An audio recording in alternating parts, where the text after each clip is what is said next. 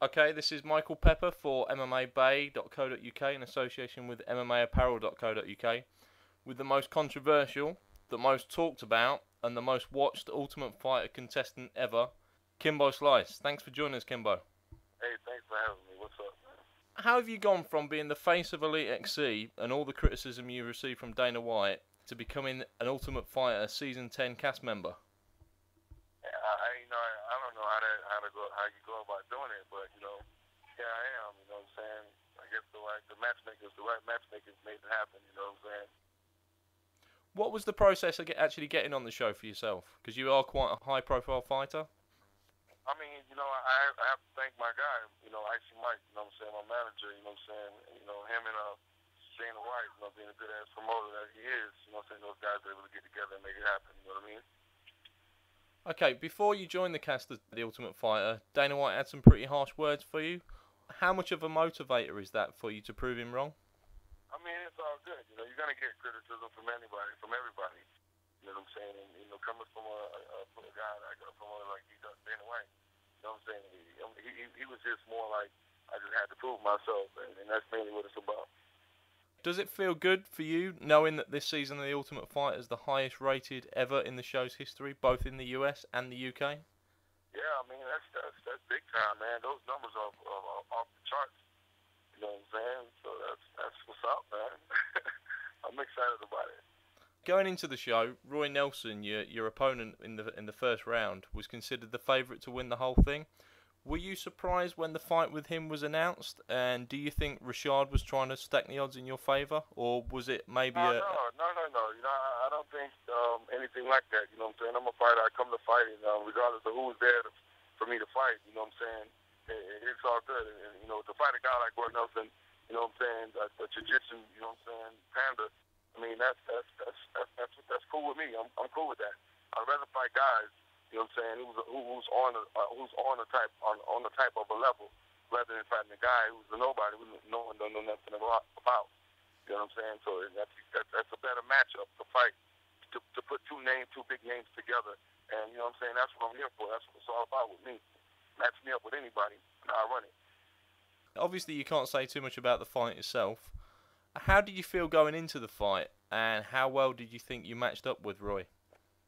I knew Roy had a good ass ground game, and I just wanted to work on as much defense as possible to be to be able to survive. You know what I'm saying, or to last long. Because if you get on that ground and you don't know any ground game, all it takes is a few seconds, and you get submitted.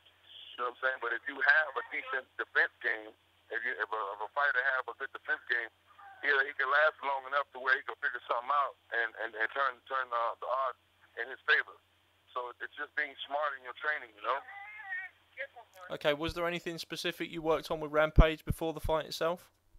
Yeah, we worked on everything, you know what I'm saying? We worked on everything, nothing specifically, but it was just a lot of things we worked on, you know what I'm saying, when we, preparing for a fight, especially a fighter like Roy. Just got to be pretty sharp in all your game. What was your take on being in the Ultimate Fighter house itself? A lot of fighters have said it's actually harder surviving the house than it is the fights itself. What was your take on that?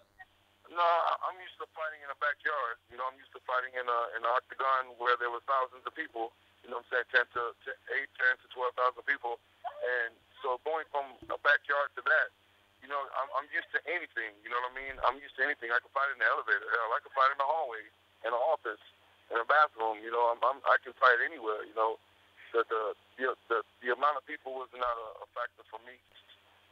There's been a lot of speculation over the last couple of weeks about Seth Petrozelli possibly signing with the UFC and lining up a fight with yourself. Man, I don't got nothing to do with that. I don't care about nothing about that. You know me. Everybody know that, man. Whether he signed with him or not, man, I'm here. That's him and his career. I'm here. Okay, would you like a rematch with Seth? I'll fight anybody, man. I'll fight you up again. It's not a problem for me. Shit, I love him. We've seen in the press recently that you've warned Seth about coming out with future lies. How serious are you about the comment that you said you'd actually fight him in a bare-knuckle fight in his backyard? If he said it, it's fucked up if he said it, because, you know what I'm saying, I ain't even back down like that, man, from no Seth. You You know what I'm saying? He knows that. You know what I'm saying? We both live right here in the same neighborhood. You know what I'm saying? At any given time, we can bump into each other. You know what I'm saying? So, and I'm the type of person. You know what I'm saying? I'm a type of guy, man. You know what I'm saying? You got something to say to me. You know, on that level, I'm right here. Let's run it. You know, I'm a street fighter, so it's nothing to talk right here and there.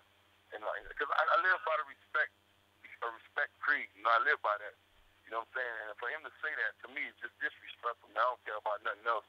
It's disrespectful. And I don't like disrespect because I don't disrespect people. I don't talk shit about no other fighter.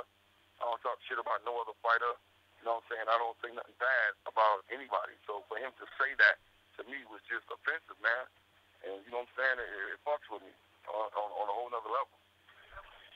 Everybody knows that you're street certified, and the next step for you is to become Ultimate Fighter certified.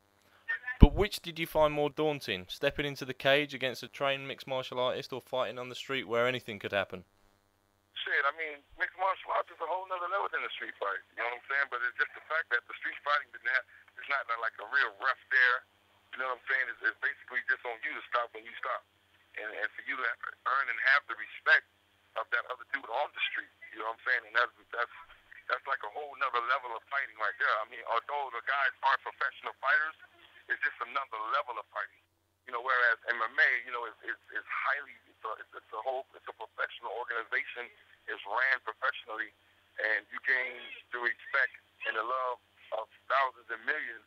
You know, and that means more to you than the street fighting.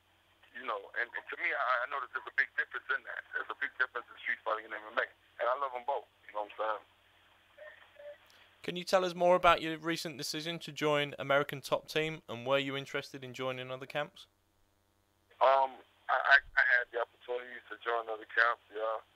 You know what I'm saying? But I mean, I wanted something at home. You know what I'm saying? I went to ATT before, and you know what I'm saying, had a real rough experience. Those guys over there are tough, man. You know what I'm saying? So I think I could probably handle my own a little, you know, to the point where I can train with them and learn a lot. You know what I'm saying? Because I'm still a baby in the sport. You know what I'm saying? And I'm just looking for a good home, and I think I found that with ATT. You know, some guys over there, and all of them are professionals. So I'm looking for this to be a good thing for me. Okay, and there's been a lot made of Rashad Evans and Greg Jackson's comments this week that they were interested in you training over in Albuquerque, New Mexico. Were you aware of that at the time of your decision? No, I really wasn't, man, that they was interested in training me. Nah, I had no knowledge of that. You know what I'm saying? But hold on, baby. I did know that, you know, I had opportunity to go there, but I had no acknowledgement of them wanting to, you know, like, hey, you know, Kimbo, you know, come fight with us over here.